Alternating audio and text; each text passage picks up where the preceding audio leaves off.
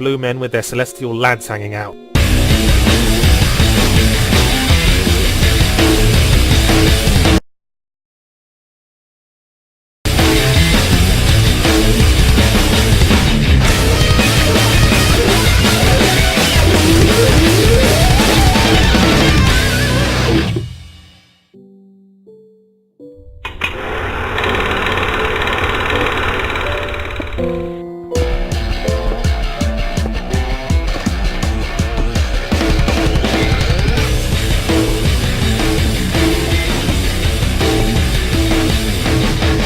As my father once said, never trust any trade convention that's named after an enzyme in the pyruvate dehydrogenase complex, so I'm always wary about E3. Hype is a device invented by mean-spirited marketing executives who never discover the true meaning of Christmas, and I said last year how it makes the most logical sense to be pessimistic, so allow me to get right into it and explain why everything that was hyped at E3 2009 will definitely fail and be incredibly depressing and probably make you start cutting again. You're welcome. Project Natal. I know they pronounced it Natal, but I'm going to keep calling it Natal because that's what it looks like, and it's a really fucking creepy image. The only thing creepier would be a grown woman flirting with a dead-eyed CG 10-year-old while Peter Molyneux stands in the background gushing about it. It may be an amazing bit of technology, but all these motion sensor concepts have to eventually face the fact that people play games to unwind, and no one unwinds by coming home and waving their arms about like an air traffic controller covered in beetles. Oh sure, you'll get a few sales from the gimmick crowd, but it's like selling shiny objects to magpies. Everything's fine until the moment someone invents a slightly shinier object, and then you're left crawling back to the core fan base you spent the last few years totally blowing off. Speaking of which, that brings me to Nintendo! Oh hello again, Nintendo. I almost didn't recognize you with all that casual gamer semen crusting around your mouth. What's that? 4 new Mario games? Oh, what's the matter? You cool new mainstream friends starting to get bored and you somehow remembered that you're a video game company, not Fisher-Price. Anyway, I'm very disappointed in you. As I said in my Super Mario Galaxy review, it'd be hard to find new territory after going into space, but now it seems like you're just not even gonna fucking try. Super Mario Galaxy 2, the expansion pack that walks like a sequel. Presumably we'll have to wait a bit longer for Super Mario Space-Time Continuum, but in the meantime we can also play a new 2D Mario Brothers with multiplayer support, so now that we can annoy up to 4 people at the same time for maximum efficiency. Oh yes, and some hints were dropped concerning a new Zelda. Oh, you coy little bitch. I look forward to discovering whether we get the grappling hook or the boomerang first this time. Sony and Microsoft continue their endless one-upmanship with Sony's own motion sensor baby toy that's even creepier than Peter Molyneux's enthusiasm, the iPet. It's the face, I think. It's just a little bit too human. It's like they dressed one of the Rice Krispie elves in a monkey suit and withheld food until he debased himself for our entertainment. But that aside, Sony's all about the exclusive titles. Metal Gear Solid Rising, the latest in the Undead franchise that not even Hideo Kojima's writing can kill. And I've got to say he's outdone himself this time because a lot of his games bore me, but this is the first one that's bored me before it even came out. The Last Guardian by Team Ico is slightly more interesting in that it seems they've just made Ico again, but replaced escorting a recent concussion victim with tearing shit up on a giant monster, which is definitely a positive step, but do bear in mind that the monster in question is far too lovable to survive to the end of a Team Ico game. Quite a few third-party games to get through now, so let's keep it snappy. Assassin's Creed 2! A while ago, the idea got around that Assassin's Creed 2 would be set in the future, like what Assassin's Creed 1 was foreshadowing, but it seems Ubisoft feel that too much innovation all in one go will cause people's heads to explode. So we've instead moved from ancient history to slightly less ancient history. Thank God for that, I was almost getting interested. Uncharted 2, Among Thieves. We certainly are among thieves. Thieves of Tomb Raider, thieves of Indiana Jones. Oh snap! In all seriousness, there's multiplayer now, and the possibility of having to put up with more than one wisecracking Nathan Drake is officially my new vision of hell. Beatles Rock Band. Now that's what I call redundant. It's like saying Badger Mammal, or Inspector Morse Detective, or Harmonix Obvious Cash-In. Alan Wake. Ironically, waking will be the exact opposite of what this game will make you do. Sonic All-Stars Racing. First thought, why the fuck does Sonic the Hedgehog need a car? Second thought, why the fuck does Sonic the Hedgehog need to still exist? Final Fantasy XIV. I feel that anything I could say would be repeating myself, so I'm just going to express my feelings with a strangled noise from the back of my throat.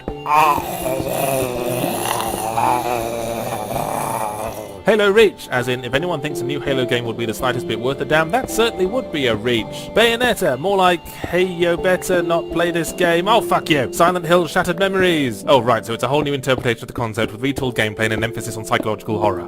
Actually, that sounds pretty good, but I'm committed to this idea now, so it's probably going to be bad. Why? Because people are shit. Whenever I'm in a crowd, I think to myself, who left this shit all over the place? I'm shit, you're shit, the world is shit. And if you're sitting there thinking, yes, it's true, everyone is shit except me, then you're a double bacon shit with large fries, Mr. Shitface. Sorry, this reflects badly on me, doesn't it? I should have said Mr. or Mrs. Shitface.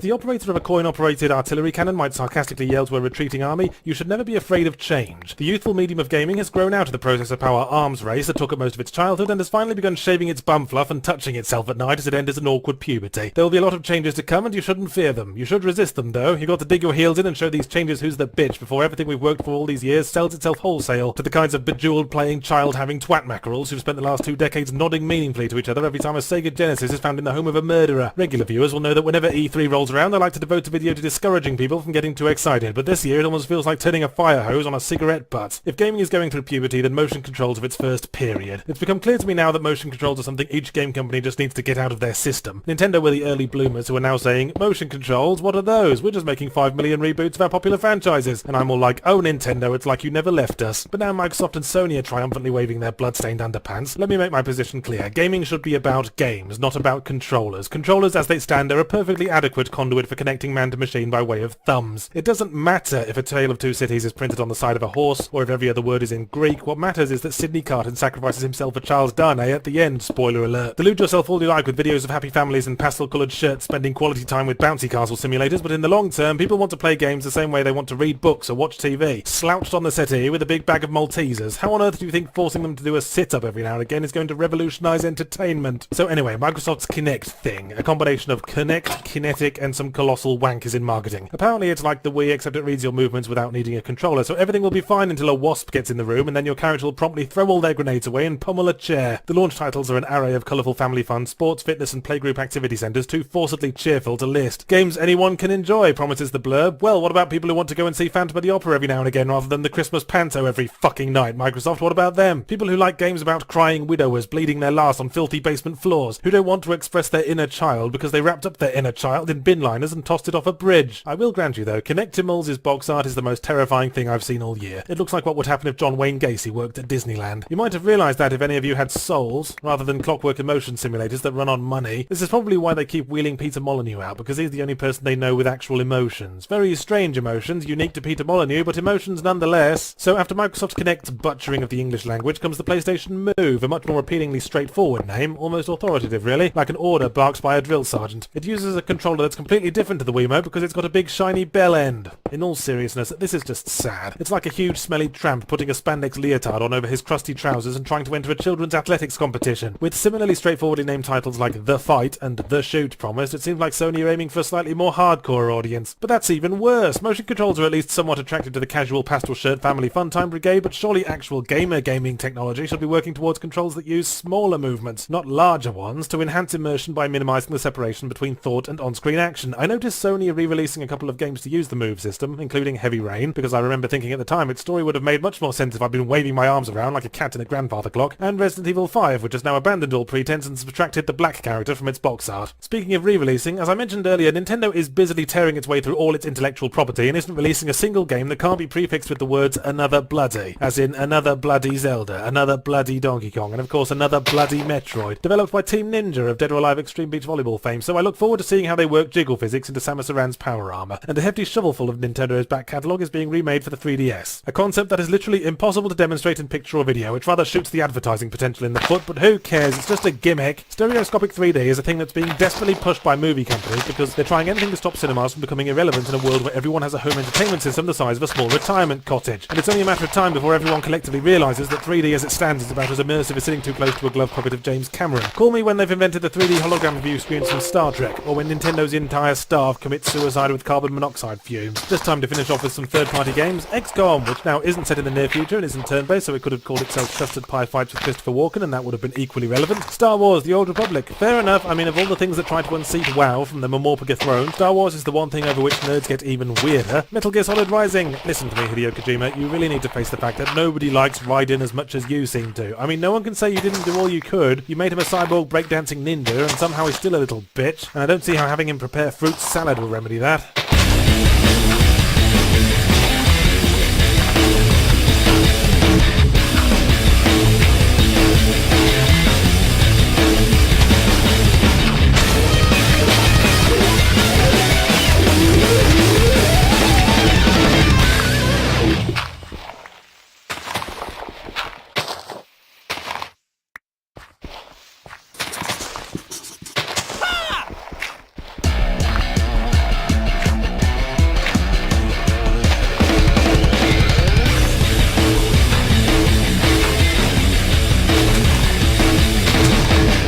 What would be the best word to describe this year's E3? Routine, perhaps. Certainly seemed to follow the usual central commandment, thou shalt come out of it knowing about as much about the actual gameplay of the big name titles as thou would if thou had stuck thy head down a toilet. Of course, for the last couple of years there's been a secondary law. Every new thing thou learnest about the Wii U will somehow make it seem even worse. What is this obsession with using consoles to interact with other people? I've met a lot of other people and they're all twats. The most I want them joining in on my leisure time is when they're covertly spying on me masturbating. You know what it is? Japan's birth rate is down and Nintendo must have latched onto the idea that it's all their fault for pioneering so many wonderful alternatives to sex. Your social concerns do you credits, Nintendo, but leave your conscientious fuck-couragement out of my free time. But I don't want to harp on the big three this year when it's the game trailers that matter. Without games, a console is just an elaborate living room work surface, or in Nintendo's case, some kind of Facebook alternative exclusively for meeting people you hate. So while we're on the subject, let's start with New Mario Super Brothers Wii U something. If they bolt any more extraneous words onto this title, it's going to look like fridge magnet poetry. Sometimes it seems like the New Mario Etc. franchise is being run by George Lucas in that they bloody-mindedly stick to the things everyone hates for no better reason than to stick a middle finger up at the people who didn't mindlessly consume it like good little sheep. New Super Mario... I'm just going to call it Steve from now on, alright? Steve's main problem was that 4 simultaneous players bouncing off each other made gameplay an absolute cluster molest in precision platforming environments, and Steve U's solution is to add a 5th player who uses that stupid Etch-a-Sketch thing to add platforms for his undoubtedly cooler and more popular friends who are actually playing the game. So the solution to the first game's clusterfuck issue is to add another player whose job is to throw rocks at people, and besides, 5 simultaneous players? Do you think we all live in Mormon farmhouses or something? I have enough trouble convincing one friend to come over and sponge my forehead while I'm playing Guitar Hero. But let's move with no particular direction to Dishonored, Bethesda's new,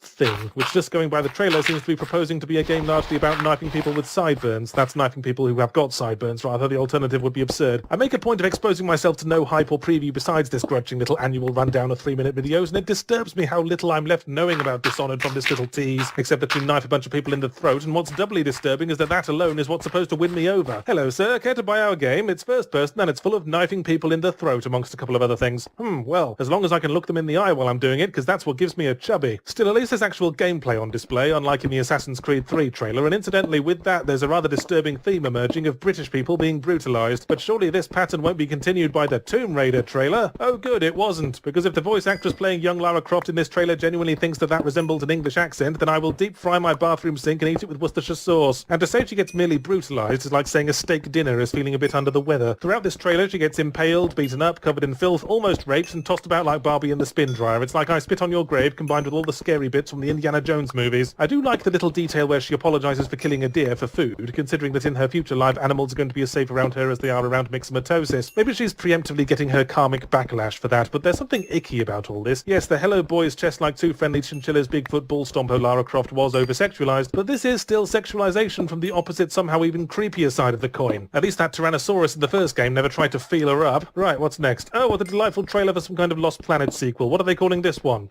Dead Space 3? Fuck off. Hey, says Dead Space, remember when we were supposed to be a horror series? We hope you don't. I don't want this to turn into Game X looks different to Game X-1, therefore it has changed for the worse, but my problem with this is that we're fine for action. We can stick our hand down any pipe in the house and it will come out covered in warm, greasy action, but there's a niche in AAA gaming right now, a mile wide, for a new, genuinely scary horror franchise, and all we can do is strap guns and giant monsters to what few flimsy horror franchises we have left. Resident Evil, Fear, Dead Space is like taking gruel from African children and feeding it to Oprah Winfrey. But speaking of looking different to Game X-1, Hitman Absolution, and to coin a phrase, what the crucified fuck Christ was that? Even if you take the gender politics out of it, like imagine it's a bunch of burly men in sexy nun outfits, it's so all over the place that it's even more meaningless than pre-rendered trailers usually are. What boggles my mind is the bit where 47 mournfully closes the eyes of a dead kung fu super nun. What the hell kind of tone are we trying to set here? This poor misguided girl, thinks Agent 47. If only the Catholic Church would end their sexy rocket launcher assassin training scheme. Well, I hope you enjoyed another attempt on my part to stem this painful gushing session the industry insists upon annually, and if you have, why not consider hiring my excitement-killing services? Are your kids screaming the house down in the lead up to Disneyland? 20 minutes in my van and they'll be suddenly kicking the back of your seat all the way to Anaheim. It's a shame I don't have time here to cover every game, but in general terms, do be optimistic, but just exercise critical thought and don't get taken in. If there's no or very little gameplay in a trailer, ask yourself what don't they want to show you? The same bland garbage as always, no doubt. I mean, look at Watch Dogs. That's how you do it. 10 minutes of unedited gameplay showing core mechanics that made my balls heat up and toss restlessly in their sack like kittens to be drowned. Congratulations, Watch Dogs, for winning the inaugural zero punctuation least excruciating of E3 award. If you're gonna get pumped for that, not because you saw an eighth of a second of Master Chief wearing a new hat.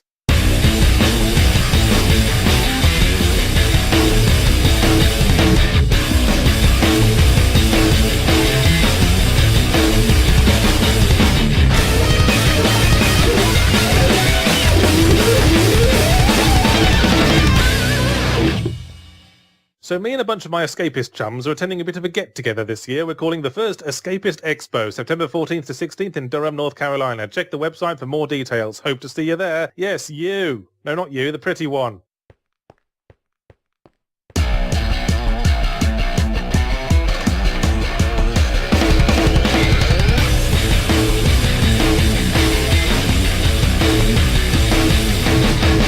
Hey, who's excited for the cavalcade of cutting-edge entertainment announced at this year's E3? Cockheads, since you ask. Although it was interesting to see the paddling pool levels of strategy on display. I know everyone was talking about what a great victory it was for Sony, but in all fairness, I think Microsoft did most of the work for them. It was like Microsoft walked out onto the stage of the International Don't Fuck Up Championship and proceeded to shiv itself in the stomach 30 times while screaming, "It's for your own good! It's for your own good!" Then Sony came out and said, "I don't want to stab myself in the stomach, that shit hurts." Whereupon fucking confetti exploded from the ceiling and they're handed the sickest burn in the history of the universe trophy. It was savvy of them to spend their airtime pointing and laughing at the competition because it meant they didn't have to explain what's in it for us, the gamers, to keep supporting the console war concept, with all its anti-consumer exclusivity and insistence on flashier graphics to the continued detriment of actual gameplay. And shut up, Microsoft rapes fish! You know, I thought Microsoft would backtrack during the show, not a week later, but I guess it's hard for actual human beings to be heard among a staff largely consisting of blood-drinking lizard people from beyond the stars. Besides that, the show was one of fairly predictable movements, not least of which those made by Nintendo. They're kind of like a tarantula, except instead of urticating hairs, they throw their IP at people when threatened. Same thing happened with the Wii. There are signs of stagnation, so it's down to the stables to attach fresh jump leads to the usual dead horses. New Zelda, new Mario. Oh, he can be a Catman now. Press A to curl up and lick your own testicles. You know, like Nintendo's entire fucking company strategy. I did wonder if they'd actually do another Smash Brothers, because it would have to have new characters, and Nintendo comes up with new characters with the same frequency that Vesuvius erupts. I mean, Wii Fit Trainer, that feels like a fucking April Fool's joke. It's like entering a mannequin at a Miss World competition. Alright, bad example. Surely the obvious addition would have been Bayonetta, since she's gone all Wii U exclusive on us, but I suppose her pole dancing pubic hair crotch thrusting might lead to an awkward conversation between Mario and the princess later that night. Anyway, game trailers. I must say, it's nice to see an increase in actual gameplay videos over pre-rendered trailers, which as we all know by now are about as much use in terms of information as showing us the shrink wrap they intend to put around the box. Which is good for us, but not so much for the publishers, as it tends to reveal things they might have preferred we not know about this early. Rise springs to mind. Up until I saw that video, I thought the Spunk Gargle Wee Wee problem was unique to modern shooters, but there it is, dragged along a linear progression of predetermined, barely interactive set pieces through overcrowded war scenes so noisy and chaotic they become totally meaningless, so many NPCs that any contribution you're making is negligible at best, and no context for who you are or who you're slaughtering, except that you are obviously the aggressor and considerably better equipped. The purest essence of Spunk Gargle Wee Wee sloshing about in ancient Rome like the sewer outside the brothel backed up. Now all we need is a derisive pun. Medal of Roma, Aegean Warfighter, Caligula of Duty, Return to Castle Vulcanstein? I'll work on it. Metal Gear Solid 5, The Phantom Pain, Tactical Espionage Operations was another game maligned by its own gameplay video, as well as a title longer than the queue for the toilet at the muesli tasting convention. The footage of Snake and Bake, or whatever his codename is now, trotting through a vast desert on a horse was repeatedly fast-forwarded. Why was that, MGS5? Because the bits we fast-forwarded over were boring. But presumably you can't fast-forward over them in the actual game.